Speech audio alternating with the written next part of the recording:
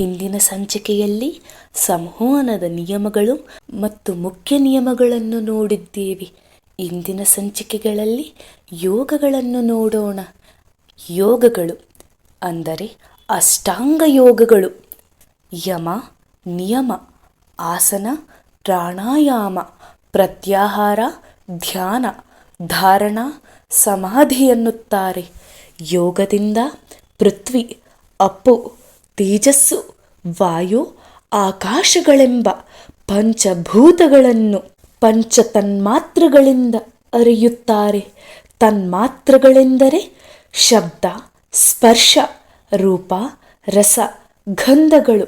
ಯೋಗಿಯು ತನ್ನ ಯೋಗಾಭ್ಯಾಸದಿಂದ ಅಷ್ಟವಿಧ ಸಿದ್ಧಿಗಳನ್ನು ಪಡೆಯುತ್ತಾನೆ.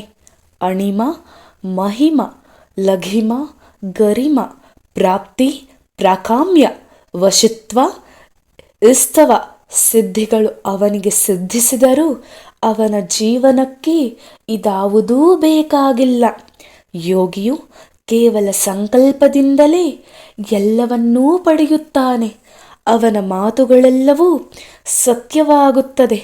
ಅವನನ್ನು ಯೋಗಿ ರಾಜನೆನ್ನುತ್ತಾರೆ. ಹಠಯೋಗದಲ್ಲಿ ಕುಂಡಲಿನಿ ಯೋಗವು ಪ್ರಸಿದ್ಧವಾದುದು. ದೇಹದಲ್ಲಿರುವ ಕುಂಡಲಿನಿಯನ್ನು ಪ್ರಚೋದಿಸುವುದು ಲಿಂಗ ಮತ್ತು ಗುದದ ಮಧ್ಯ ಸುಷುಮ್ನ ಎಂಬ ನಾಡಿಯು ಸೂಕ್ತವಾಗಿ ಅಡಗಿದೆ. ಸುಷುಮ್ನ ನಾಡಿಯ ಎರಡೂ ಕಡೆಯೂ 2 ನರಗಳಿವೆ. ಅವೇ ಇಡ, ಪಿಂಗಳ ನಾಡಿಗಳು. ಹೊಕ್ಕಳಿಗೆ ಅವುಗಳು ಅಂಟಿಕೊಂಡಿವೆ. ಇವು 3 ತ್ರಿವೇಣಿಯಾಗುವುದು. ಯಾರಾದರೂ ಸುಷುಮ್ನ ನಾಡಿಯನ್ನು ಬೆನ್ನುಹುರಿಯ ಕಾಕ್ಸಿ ಎಂಬ ಕೊನೆ ಭಾಗದಿಂದ ಮೇಲಕ್ಕೆ ಶಿರಸ್ಸಿನಲ್ಲಿರುವ ಸಹಸ್ರಾರ ಚಕ್ರವನ್ನು ತಲುಪುವಂತೆ ಮಾಡಿದರೆ ಕುಂಡಲಿನಿ ಶಕ್ತಿಯನ್ನು ಪ್ರಚೋದಿಸಿದಂತೆ ಆಗುತ್ತದೆ. ಕುಂಡಲಿನಿ ಎಂದರೆ ಅರಿವು, ಜ್ಞಾನ. ಇದರಿಂದ ತಾನು ಯಾವ ಶಕ್ತಿಯನ್ನು ಸಂಪಾದಿಸಿದಂತೆ ಆಗುತ್ತದೆ. ತಾನು ಯಾವ ರೂಪವನ್ನಾದರೂ ಪಡೆಯಬಹುದು. ಪರಕಾಯ ಪ್ರವೇಶವನ್ನು ಮಾಡಬಹುದು. ಅವನು ಪವಿತ್ರ ಜ್ಞಾನವನ್ನು ಪಡೆಯುತ್ತಾನೆ. ಸರ್ವಜ್ಞನಾಗುವನು. ಅವನು ತಾನೇ ಈಶ್ವರನಾಗುತ್ತಾನೆ. ಅವನಿಗೆ ಮೀರಿದ ಶಕ್ತಿ ಮತ್ತೊಂದಿಲ್ಲ. ವಶೀಕರಣವು ಈ ಯೋಗದ ಒಂದು ಭಾಗ. ಅದೇ ಯೋಗ ಶಕ್ತಿ. ಇದರಿಂದ ಮಾನಸಿಕ ಶಕ್ತಿಯನ್ನು ವೃದ್ಧಿಪಡಿಸಬಹುದು. ಆತ್ಮ ಸಂಯಮವನ್ನು ಪಡೆಯಬಹುದು. ಈ ಕೆಲವು ಪ್ರಯೋಜನಗಳನ್ನು ಪಡೆಯಬಹುದು. ಶರೀರವು ಆರೋಗ್ಯವಾಗಿ ಉಕ್ಕಿನಂತೆ ಗಟ್ಟಿಯಾಗಿರುತ್ತದೆ. ಅದು ಮಾನಸಿಕ ಶಕ್ತಿಯನ್ನು ಹೆಚ್ಚಿಸುತ್ತದೆ. ಪೂರ್ಣ ವ್ಯಾಪ್ತಿಯಿಂದ ಶಾಂತಿ ಸಿಗುತ್ತದೆ. ಆಧ್ಯಾತ್ಮ ಶಕ್ತಿಗೆ ಸಹಾಯಕವಾದ ಆತ್ಮಜ್ಞಾನವಾಗುತ್ತದೆ. ಯೋಗ ನಿದ್ರೆ, ಕೃತಕ ನಿದ್ರೆ ಅಥವಾ ಸಂಮೋಹನವು ಬೇರೆಯವರ ಮೇಲೆ ಅಥವಾ ತನ್ನ ಮೇಲೆಯೇ ಆಧ್ಯಾತ್ಮ ಶಕ್ತಿಯಿಂದ ಪ್ರಭಾವ ಬೀರುವುದೇ ಯೋಗ ನಿದ್ರೆ. ಇದರಿಂದ ಜ್ಞಾಪಕ ಶಕ್ತಿಯೂ ಹೆಚ್ಚುತ್ತದೆ. ನಾವು ಹೆಚ್ಚು ಪ್ರಭಾವಶಾಲಿಯಾಗಿ ಸಮತೋಲನ ಜೀವನವನ್ನು ಸಾಗಿಸಲು ಸಹಾಯ ಮಾಡುತ್ತದೆ. ಯೋಗ ನಿದ್ದೆಯಿಂದ ಯಾವ ಮನುಷ್ಯನನ್ನಾದರೂ ಕೃತಕ ನಿದ್ರೆಗೊಳಪಡಿಸಬಹುದು. ಸಾಧಕನ ಆಜ್ಞೆಗಳನ್ನು ಅನುಸರಿಸುವಂತೆ ಮಾಡಬಹುದು. ಕೆಟ್ಟ ಅಭ್ಯಾಸಗಳನ್ನು ಬಿಡಿಸಬಹುದು. ಊಹಾ ಶಕ್ತಿಯು ಹೆಚ್ಚುವುದರಿಂದ ಕೇಳಿದ ಎಲ್ಲ ಪ್ರಶ್ನೆಗಳಿಗೂ ಉತ್ತರ ಹೇಳುತ್ತಾನೆ. ಸಾಧಕನು ತಾನೇ ಸಂಮೋಹನಕ್ಕೊಳಗಾಗಬಹುದು. ಇದು ಸ್ವಾಭಾವಿಕ ನಿದ್ದೆಗಿಂತ ಭಿನ್ನ. ಸಂಮೋಹನಕಾರನ ಪ್ರಶ್ನೆಗಳಿಗೆ ನಿದ್ದೆಯಲ್ಲಿ ಉತ್ತರ ಕೊಡುವುದಿಲ್ಲ. ಬಾಹ್ಯ ಮನಸ್ಸು ಮಾತ್ರ ನಿದ್ರೆಯಲ್ಲಿರುತ್ತದೆ.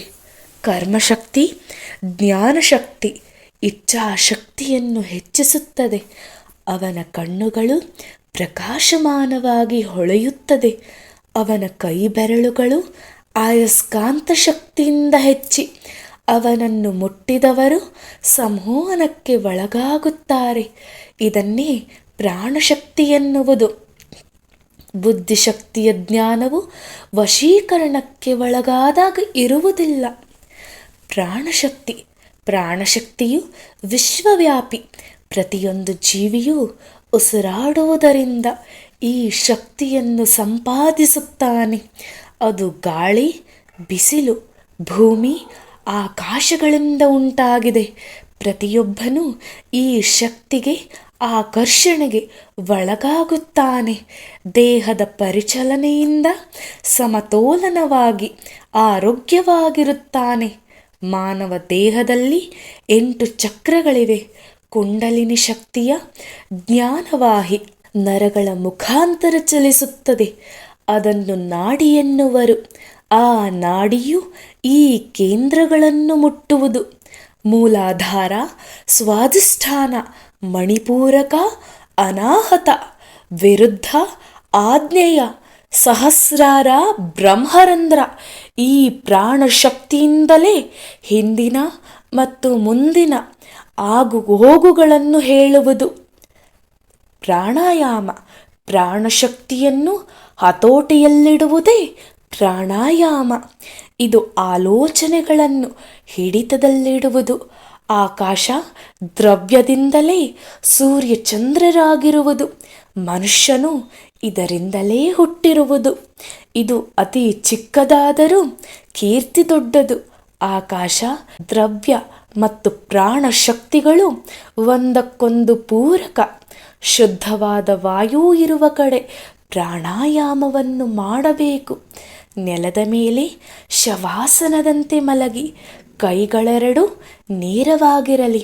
ಮೊದಲು ಮನಸ್ಸನ್ನು ಹತೋಟಿಗೆ ತಂದು ನಂತರ ಉಳಿದ ಅಂಗಗಳಿಗೆ ವಿಶ್ರಾಂತಿಯನ್ನು ಕೊಡಿ. ಭಾವನೆಗಳನ್ನು, ಆಲೋಚನೆಗಳನ್ನು ದೂರ ಮಾಡಿ. ಆಗ ಒಂದು ಹೊಸ ಶಕ್ತಿಯು ನಿಮ್ಮ ದೇಹದಲ್ಲಿ ಚಲಿಸುತ್ತದೆ. ನಂತರ ಉಸಿರನ್ನು ಮೂಗಿನಿಂದ ಎಳೆದುಕೊಳ್ಳಿ, ಪೂರಕವಾಗುತ್ತದೆ. ಆಮೇಲೆ ಬಂಧಿಸಿ, ಅದು ಕುಂಭಕ, ಹೊರಗೆ ಬಿಡಿ, ಅದು ರೋಚಕವಾಗುತ್ತದೆ. ಒಂದು ಸಾರಿ ಪೂರೈಸಿದರೆ ಪೂರಕ, ಕುಂಭಕ, ರೋಚಕಕ್ಕೆ ಒಂದು ಪ್ರಾಣಾಯಾಮವಾಗುತ್ತದೆ. ಶಕ್ತಿಚಕ್ರ. ಅಮೇರಿಕ ದೇಶದವರು ಒಂದು ಶಕ್ತಿಯನ್ನು ಬರೆದು ಅದನ್ನೇ ದೃಷ್ಟಿಸಿ ನೋಡುತ್ತಿರುತ್ತಾರೆ. ಶಕ್ತಿ ಚಕ್ರದಿಂದ ಅಯಸ್ಕಾಂತ ಶಕ್ತಿಯು ಕಣ್ಣಿನಲ್ಲಿ ಹೆಚ್ಚುವುದಲ್ಲದೆ ಸಾಧಕನ ಮನಸ್ಸನ್ನು ಕೇಂದ್ರೀಕರಿಸಲು ಸಹಾಯಕವಾಗಿದೆ. ಗ್ರೀಕರ ಶಕ್ತಿ ಚಕ್ರ ದೊಡ್ಡದಾಗಿ ಬರೆದು ಸಾಧಕನಿಗೆ 2 ಅಡಿ ದೂರದಲ್ಲಿ ಗೋಡೆಗೆ ಅಂಟಿಸಿ ಅದನ್ನೇ ನೋಡುತ್ತಿರುವುದನ್ನು. ಹಾಗೆ ನೋಡುತ್ತಿದ್ದರೆ ಕಣ್ಣಿನಲ್ಲಿ ನೀರು ಸುರಿಯಲು ಪ್ರಾರಂಭವಾಗುತ್ತದೆ. ಅಭ್ಯಾಸ ಮಾಡುವುದರಿಂದ ಸರಿ ಹೋಗುತ್ತದೆ. ಆಗ ಮನಸ್ಸಿನಲ್ಲಿ ಯಾವ ಆಲೋಚನೆಗಳೂ ಬರುವುದಿಲ್ಲ. ಅನೇಕ ದಿನಗಳಿಂದ ಅಭ್ಯಾಸದಿಂದ ಬೇರೆಯವರನ್ನು ಸಂಮೋಹನಗೊಳಿಸುವ ಶಕ್ತಿ ಬರುತ್ತದೆ. ಸ್ವಲ್ಪ ದಿವಸಗಳಾದ ಮೇಲೆ ಆ ಚಕ್ರವು ಚಲಿಸುತ್ತಿರುವಂತೆ ಕಾಣುತ್ತದೆ. ಆ ನಂತರ ಚಕ್ರವು ಒಂದೇ ಕಡೆ ಇರುವಂತೆ ಕಾಣುತ್ತದೆ. ಆಮೇಲೆ ಸುಂದರವಾದ ಚಿತ್ರಗಳು ಕಂಡಾಗ ನೀವು ಕೇಂದ್ರೀಕರಿಸುವ ಶಕ್ತಿಯನ್ನು ಪಡೆದಿರುತ್ತೀರಿ. ಹೀಗೆಯೇ ಅಭ್ಯಾಸ ಮುಂದುವರಿದರೆ ಒಂದೇ ಚಕ್ರದಲ್ಲಿ 2-3 ಚಕ್ರಗಳು ಕಾಣಿಸುತ್ತವೆ. ಅದು ಜಯಗಳಿಸುವುದರ ಲಕ್ಷಣ. ಆಗ ನಿಮ್ಮ ಹಿಂದಿನ ಮುಂದಿನ ಆಗು ಹೋಗುಗಳನ್ನು ಕಾಣುವಿರಿ. ನಿಮ್ಮ ತಾಯಿಯನ್ನು ನಿಮ್ಮ ಎದುರಿಗೆ ಅದೇ ಶಬ್ದದಲ್ಲಿ ಮಾತನಾಡುವುದನ್ನು ಕೇಳುತ್ತೀರಿ.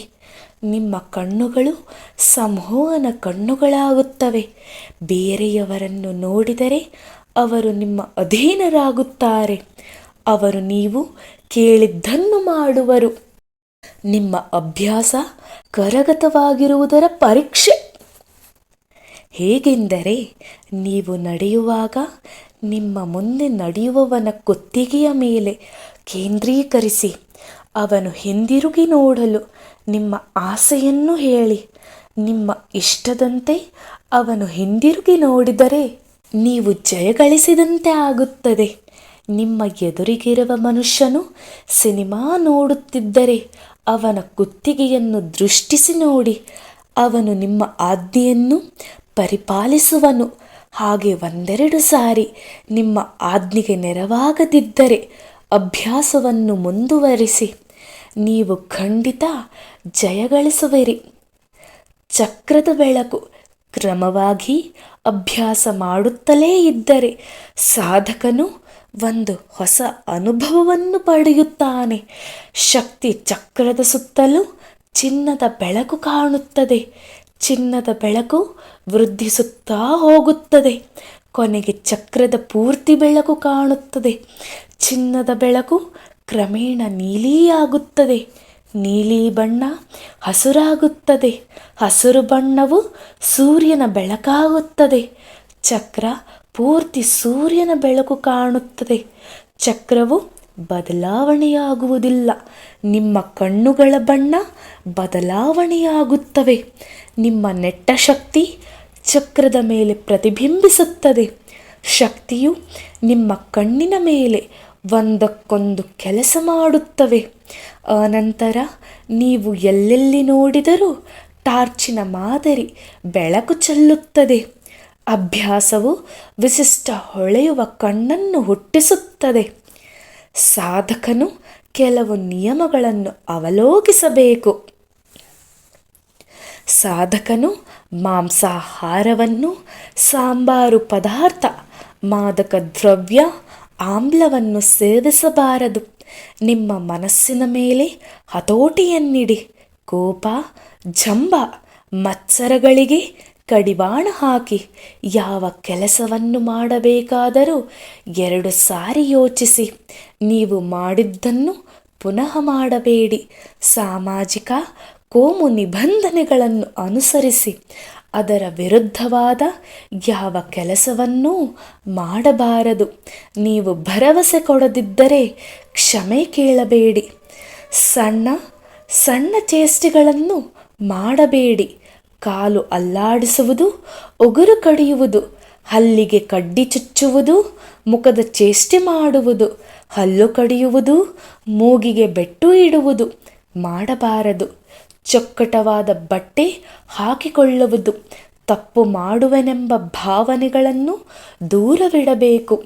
ಮನಸ್ಸು ಪ್ರಫುಲ್ಲವಾಗಿರುವುದು, ಕಾರಣವಿಲ್ಲದೆ ನಗುವುದು, ಸಣ್ಣ ವಿಚಾರವನ್ನು ದೊಡ್ಡದು ಮಾಡುವುದು. ನಿಮ್ಮ ಮನಸ್ಸನ್ನು ಹಿಡಿತದಲ್ಲಿಟ್ಟುಕೊಳ್ಳಿ. ಬೆಳಗಿನ ದೃಶ್ಯವನ್ನು ನೋಡಬೇಡಿ. ಶಕ್ತಿ ಚಕ್ರವನ್ನು ಕ್ರಮವಾಗಿ ಅಭ್ಯಾಸಿಸಿ. ಆ ಚಕ್ರದಲ್ಲಿ ದೇವರನ್ನು ಕಾಣಿ. ಒಂದೇ ಕಾಲದಲ್ಲಿ ಒಂದು ಗುಂಪಿನ ಮೇಲೆ 20 ಜನಗಳ ಮೇಲೆ ನೆಟ್ಟ ಕಣ್ಣು ಬಿಟ್ಟು ಕುತ್ತಿಗೆಯ ಮೇಲೆ ಕೇಂದ್ರೀಕರಿಸಿ. ನೀವು ಬೇರೆಯವರ ಜೊತೆ ಮಾತನಾಡುವಾಗ ಅವರ ಕಣ್ಣನ್ನೇ ದೃಷ್ಟಿಸಿ. ತ್ರಾಟಕ ಶರೀರವನ್ನು ಪರಿಶುದ್ಧ ಮಾಡಲು ಹಠಯೋಗ, ಪ್ರದೀಪಿಕೆಯ ಹಠಯೋಗದ ತ್ರಾಟಕವನ್ನು ಅಭ್ಯಾಸ ಮಾಡಬೇಕು. ವಸ್ತಿ ಈ ಹಠಯೋಗ ತಂತ್ರದಲ್ಲಿ ಗುದದ ಮುಖಾಂತರ ನೀರನ್ನು ಶರೀರಕ್ಕೆ ಎಳೆದುಕೊಂಡು ದೊಡ್ಡ ಕರುಳನ್ನು ಚೊಕ್ಕಟ ಮಾಡುವುದು. ದೌತಿ 15 ಅಡಿ ಉದ್ದ, 1 ಅಡಿ ಅಗಲದ ಬಟ್ಟೆಯನ್ನು ನೆನೆಸಿ ಅದನ್ನು ಬಾಯಿಯ ಮುಖಾಂತರ ಹೊಟ್ಟೆಗೆ ಹೋದ ಮೇಲೆ ಅದರಿಂದ ಜಠರನ್ನು ಚೊಕ್ಕಟ ಮಾಡಿ ಕೆಮ್ಮು ಬರದಂತೆ ಮಾಡುವುದು. ನವಲಿ ಕೆಳ ಹೊಟ್ಟೆಯನ್ನು ಉಜ್ಜುವುದರಿಂದ ಅದು ಶಕ್ತಿಯುತವಾಗಿ ಮಾಡುವುದು. ಪದ್ಮಾಸನವನ್ನು ಹಾಕಿಕೊಂಡು ವಿಶಿಷ್ಟವಾದ ಪ್ರಾಣಾಯಾಮವನ್ನು ಮಾಡಿ ಹೊಕ್ಕಳನ್ನು ಬಲಗಡೆಗೂ ಎಡಗಡೆಗೂ ತಿರುಗಿಸುವುದು. ನೀತಿ ಒಂದು ಮೂಗಿನ ಹೊಳ್ಳೆಯಿಂದ ನೀರನ್ನು ಎಳೆದುಕೊಂಡು ಮೂಗು ಬಾಯಿಗಳಿಂದ ಬಿಡುವುದು. ಮೂಗಿನ ರಂಧ್ರಗಳನ್ನು ಚೊಕ್ಕಟಗೊಳಿಸುವುದು. ಮೂಗಿನ ಮುಖಾಂತರ ದಾರವನ್ನು ಹಾಕಿ ಬಾಯಿಯ ಮುಖಾಂತರ ಹೊರಗೆಳೆದು ಚೊಕ್ಕಟ ಮಾಡುವುದರಿಂದ ಕೆಮ್ಮು ನಿವಾರಣೆಯಾಗುತ್ತದೆ. ಕಪಾಲಘಾಟಿ ಮೆದುಳನ್ನು ಚೊಕ್ಕಟ ಮಾಡುವ ಪ್ರಾಣಾಯಾಮ. ತ್ರಾಟಕ ಕಣ್ಣಿನ ರೆಪ್ಪೆಯನ್ನು ಹೊಡೆಯದೆ ಕಣ್ಣನ್ನು ಒಂದೇ ಸಮನೆ ಬಿಟ್ಟುಕೊಂಡು ಒಂದು ಬಿಂದುವಿನ ಮೇಲೆ ಕೇಂದ್ರೀಕರಿಸುವುದು. ಈ ಮೇಲ್ಕಂಡ ಷಟ್ಕರ್ಮಗಳಲ್ಲಿ ತ್ರಾಟಕವು ಶ್ರೇಷ್ಠವಾದುದು. ಒಂದು ಸಾರಿ ಕಣ್ಣು ಮುಚ್ಚಿದರೆ ಶೀಘ್ರವಾಗಿ ಖಂಡಿತವಾಗಿ ಕೇಂದ್ರೀಕರಣವಾಗುವುದು. ತ್ರಾಟಕ ಎನ್ನುವುದು ಸಂಮೋಹನದ ಪ್ರಾಥಮಿಕ ಅಭ್ಯಾಸ. ಅದು ಕಣ್ಣಿನ ವಶೀಕರಣ ಶಕ್ತಿಯನ್ನು ಹೆಚ್ಚಿಸುತ್ತದೆ. ಕಣ್ಣಿನ ಶಕ್ತಿಯಿಂದ ಬೇರೆಯವರನ್ನು ಸಂಮೋಹನಕ್ಕೆ ಗುರಿ ಮಾಡಬಹುದು. ತ್ರಾಟಕದ ಉಪಯೋಗಗಳು: ಕ್ರಮವಾದ ತ್ರಾಟಕದಿಂದ ಧ್ಯಾನ ಸಾಧನಗಳನ್ನು ಮಾಡಬಹುದು. ಈ ಗುಣದಿಂದ ಬೇರೆಯವರ ಮನಸ್ಸಿನಲ್ಲಿ ಹೋಗಬಹುದು. ಅವರ ಮನಸ್ಸಿನಲ್ಲಿದೆ ಏನಿದೆ ಎಂಬುದನ್ನು ತಿಳಿಯಬಹುದು. ದೂರದ ವಸ್ತುವನ್ನು ಹತ್ತಿರದಲ್ಲಿ ನೋಡಬಹುದು. ಕಣ್ಣನ್ನು ಬಿಗಿಗೊಳಿಸುವುದರಿಂದ ಹಾಗೂ ದಿಟ್ಟಿಸಿ ನೋಡುವುದರಿಂದ ಕ್ರೂರ ಪ್ರಾಣಿಗಳನ್ನು ಸಾಧುಗಳನ್ನಾಗಿ ಮಾಡಬಹುದು. ಒಂದು ದೀಪವನ್ನು ಹತ್ತಿಸಬಹುದು ಅಥವಾ ಆರಿಸಬಹುದು. ಮೇಜಿನ ಮೇಲಿರುವ ವಸ್ತುವನ್ನು ಮುಟ್ಟದೆ ಚಲಿಸುವಂತೆ ಮಾಡಬಹುದು. ತ್ರಾಟಕದಿಂದ ಕಣ್ಣಿನ ರೋಗಗಳು ನಿವಾರಣೆಯಾಗುವುದು. ಮೈಗಳ್ಳತನವನ್ನು ನಿವಾರಣೆ ಮಾಡಬಹುದು. ಮೆದುಳಿನ ಉಷ್ಣವನ್ನು ಸಮತೋಲನ ಮಾಡಬಹುದು. ಹೀಗೆ ಕೇಂದ್ರೀಯ ಶಕ್ತಿಯನ್ನು ಹೆಚ್ಚಿಸಬಹುದು. ತ್ರಾಟಕವು 3 ಬಗೆಯಾಗಿದೆ. ಹತ್ತಿರ ತ್ರಾಟಕ: ಸುಖಾಸನದಲ್ಲಿ ಕುಳಿತು ಕಣ್ಣನ್ನು ಮೇಲಕ್ಕೂ ಕೆಳಕ್ಕೂ ಬಲಗಡೆಗೂ ಎಡಗಡೆಗೂ ತಿರುಗಿಸಿ ಶಕ್ತಿಯುತ ಮಾಡುವುದು. ಬೆಳಿಗ್ಗೆ 4 ಗಂಟೆಯಿಂದ ಸೂರ್ಯೋದಯದ ತನಕ ಒಂದು ವಸ್ತುವನ್ನು 2 ಅಡಿಯ ದೂರದಲ್ಲಿಟ್ಟು ದಿಟ್ಟಿಸಿ ನೋಡುತ್ತಿರುವುದು. ಕಣ್ಣಿನಲ್ಲಿ ನೀರು ಬರುವವರೆಗೂ ಕಣ್ಣು ಮಿಟಕಿಸಕೂಡದು. ಮೂಗಿನ ತುದಿಯನ್ನೇ ನೋಡುತ್ತಿರಬೇಕು. ದೂರದ ತ್ರಾಟಕ: ಒಂದು ಬೆಟ್ಟದ ತುದಿ, ಮರದ ತುದಿಯನ್ನು ಆರಿಸಿ ಚಂದ್ರನ ಮೇಲೆ ದಿಟ್ಟಿಸಿ ನೋಡುತ್ತಿರಬೇಕು. ನಕ್ಷತ್ರ, ಆನಂತರ ಸೂರ್ಯನನ್ನೇ ನೋಡುತ್ತಿರಬೇಕು. ಹೀಗೆ 32 ನಿಮಿಷ ಸೂರ್ಯನನ್ನೇ ನೋಡುತ್ತಿದ್ದರೆ ಪವಿತ್ರ ಶಕ್ತಿಯನ್ನು ಪಡೆಯುವಿರಿ. ಆಂತರಿಕ ತ್ರಾಟಕ: ಅವನ ಕಣ್ಣುಗಳನ್ನು ಮುಚ್ಚಿಕೊಂಡು ಒಂದು ದೇವರ ಮೇಲೆ, ಒಂದು ಬಿಂದುವಿನ ಮೇಲೆ ಕಣ್ಣನ್ನು ಕೇಂದ್ರೀಕರಿಸಬೇಕು. ಭ್ರೂಮಧ್ಯೆ ಬಿಂದುವನ್ನು ನಿಟ್ಟಿಸಿ ನೋಡುತ್ತಿರಬೇಕು. ಮೊದಲು 5-6 ಚುಕ್ಕೆಗಳು ಕಾಣಿಸುತ್ತವೆ. ಕ್ರಮೇಣ ಬೆಳಕು ಕಾಣುತ್ತದೆ. ಆನಂತರ ಸೂರ್ಯ, ಚಂದ್ರ, ನಕ್ಷತ್ರಗಳನ್ನು ನೋಡುತ್ತಾನೆ. 3ನೇ ಕಣ್ಣನ್ನು ಕಾಣುತ್ತಾನೆ. ಮುಂದೆ 3 ಮೂಲೆಯ ಚುಕ್ಕೆಗಳನ್ನು ನೋಡುವನು. ಸಾಧಕನು ಕೊನೆ ಪಕ್ಷ 32 ನಿಮಿಷ ರೆಪ್ಪೆಯನ್ನು ಮುಚ್ಚದೆ ನೋಡುತ್ತಿರಬೇಕು. ಪದ್ಮಾಸನದಲ್ಲಿಯಾದರೂ ಮಾಡಬಹುದು. ಕಣ್ಣುಗಳಿಗೆ ಶ್ರಮವಾದರೆ ವಿಶ್ರಾಂತಿ ಕೊಡಬೇಕು. ತ್ರಾಟಕ ಮಾಡಲು ಎಚ್ಚರಿಕೆ: ಸಾಧಕನು ಮದ್ಯಪಾನ, ಧೂಮಪಾನ ಮಾಡಬಾರದು. ಹೃದಯ ರೋಗಿ, ಕ್ಷಯ, ಕುಷ್ಠ, ಗೊನೋರಿಯ ರೋಗದವರು ಮಾಡಬಾರದು. ಕಣ್ಣಿನ ದೋಷವಿರುವವರು ತ್ರಾಟಕ ಮಾಡಬಾರದು. ನೀತಿವಂತನಾಗಿ ಷಡ್ವರ್ಗಗಳ ರಹಿತನಾಗಿರಬೇಕು. ಆಹಾರದಲ್ಲಿ ನಿಯಮವಿರಬೇಕು. ಪದ್ಮಾಸನದಲ್ಲಿ ಬೆಳಗಿನ ಹೊತ್ತಿನಲ್ಲಿ, ಕತ್ತಲಲ್ಲಿ ಅಥವಾ ಹೆಚ್ಚು ಬೆಳಕಿಲ್ಲದ ಜಾಗದಲ್ಲಿ ಅಭ್ಯಾಸ ಮಾಡಬೇಕು. ಬೆಳಗಿನ ದೇಹ ಬಾಧೆಗಳು ತೀರಿದ ಮೇಲೆ ಸಡಿಲವಾದ ಬಟ್ಟೆಗಳನ್ನು ಧರಿಸಿ ಅಭ್ಯಾಸ ಮಾಡಬೇಕು. ಕಣ್ಣಿನಲ್ಲಿ ನೀರು ಸುರಿಯುತ್ತಿದ್ದರೆ ವಿಶ್ರಾಂತಿ ತೆಗೆದುಕೊಳ್ಳಬೇಕು. ಹತ್ತಿರದ ತ್ರಾಟಕದಲ್ಲಿ ಗೊಂಬೆ ತ್ರಾಟಕ, ಬೆಳಕಿನ ತ್ರಾಟಕ, ಮೂಗಿನ ತುದಿಯ ತ್ರಾಟಕ, ಕೆಂಪು ಬಟ್ಟೆ ತ್ರಾಟಕ, ಬಿಂದು ತ್ರಾಟಕ, ಪ್ರತಿಬಿಂಬ ತ್ರಾಟಕ, ಬೆಂಕಿ ತ್ರಾಟಕದ ವಿಭಾಗಗಳಿವೆ.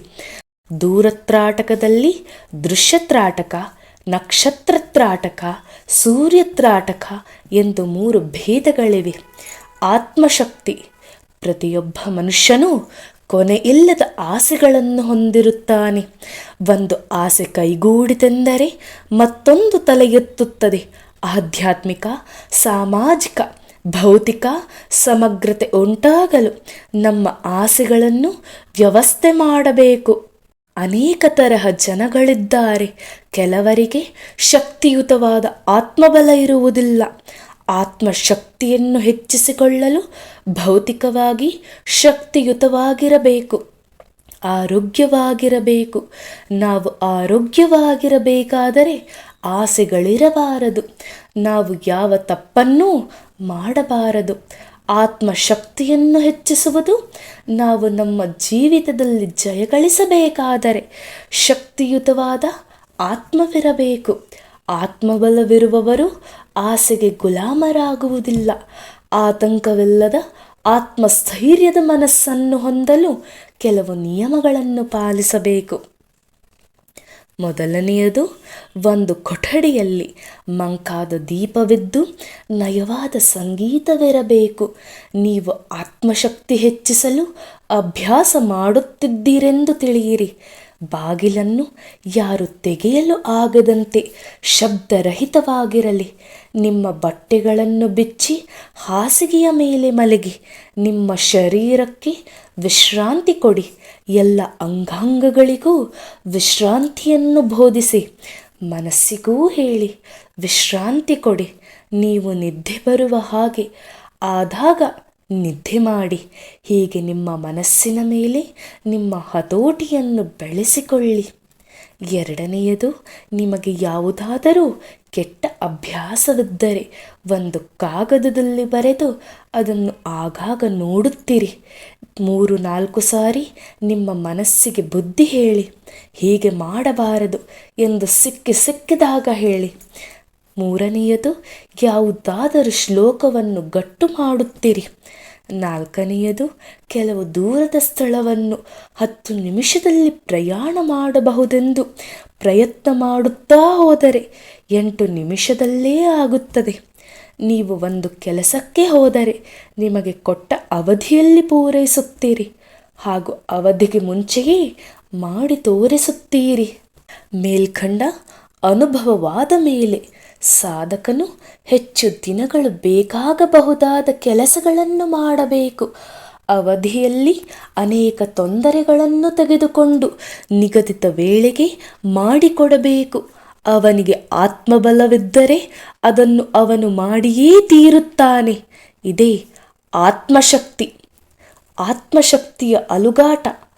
ಮಾನವ 2 ಮನಸ್ಸನ್ನು ಹೊಂದಿದ್ದು, ಬಾಹ್ಯ ಮನಸ್ಸು ಚುರುಕಾಗಿದ್ದಾಗ ಆಂತರಿಕ ಮನಸ್ಸು ಸೂಕ್ತವಾಗಿರುತ್ತದೆ. ಆದರೆ ಅವನು ನಿದ್ದೆ ಮಾಡುವಾಗ ಹೊರಮನಸ್ಸು ನಿದ್ದೆ ಮಾಡಿದರೆ ಒಳಮನಸ್ಸು ಚೇತನಗೊಳ್ಳುತ್ತದೆ. ಆಗ ಅದು ಹಿಂದೆಂದೂ ನೋಡದ ದೃಶ್ಯಗಳನ್ನು ನೋಡುತ್ತದೆ. ಕನಸು ಆಂತರಿಕ ಮನಸ್ಸಿನ ಓಡಾಟ ಅಥವಾ ಪ್ರಯಾಣ. ಎಲ್ಲ ಜ್ಞಾನವು ಮತ್ತು ವಿಶ್ವದ ಎಲ್ಲ ವಸ್ತುಗಳು ಕಂಪನಗೊಳ್ಳುತ್ತವೆ. ಅದು ಪದಾರ್ಥದ ನಿಯಮ. ಅದು ಆಕಾಶವೇ ಆಗಲಿ, ವಾಯುವೇ ಆಗಲಿ, ಶಬ್ದವೇ ಆಗಲಿ ಅಲೆಗಳಾಗುತ್ತವೆ.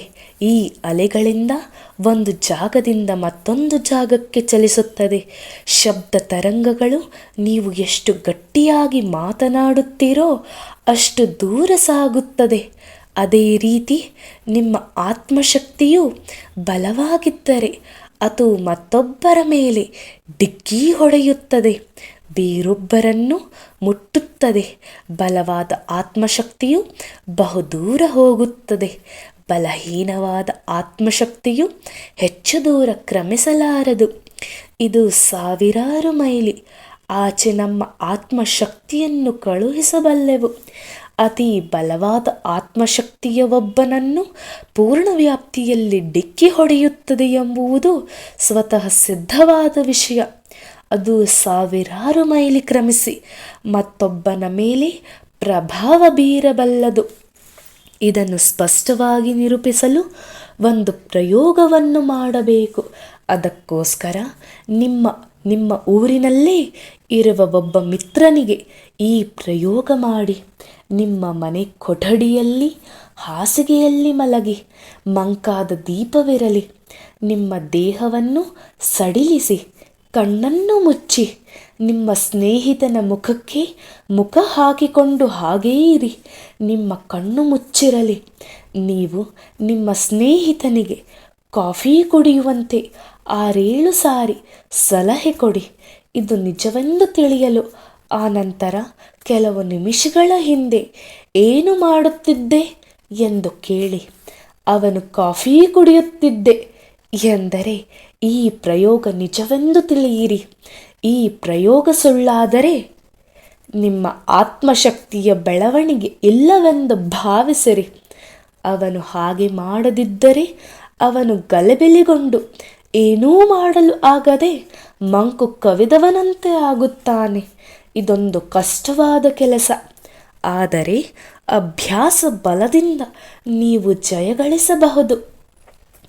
ಮೇಲ್ಕಂಡ ಅಭ್ಯಾಸವು ಕರಗತವಾದರೆ ಹಾರುವ ಹಕ್ಕಿಯನ್ನೂ ನಿಲ್ಲಿಸಬಹುದು, ದೀಪವನ್ನು ಹತ್ತಿಸಬಹುದು, ಓಡುತ್ತಿರುವ ರೈಲನ್ನು ನಿಲ್ಲಿಸಬಹುದು. ಆತ್ಮಶಕ್ತಿಯು ಬಲವಾಗಿದ್ದರೆ ನಿಮಗೆ ಆಗದಿರುವ ಕೆಲಸವನ್ನೂ ಮಾಡಬಹುದು. ಇದೇನು ಅದ್ಭುತ ಪವಾಡವಲ್ಲ, ಚಮತ್ಕಾರವೂ ಅಲ್ಲ. ಇವೆಲ್ಲವೂ ನಿಮ್ಮ ಆತ್ಮಶಕ್ತಿಯ ಬಲ. ಅದೇ ರೀತಿ ಆತ್ಮಬಲವನ್ನು ಹೆಚ್ಚಿಸಿಕೊಳ್ಳಲು ಕೆಲವು ಸಲಹೆಗಳನ್ನು ಮುಂದಿನ ಸಂಚಿಕೆಯಲ್ಲಿ ತಿಳಿಯೋಣ.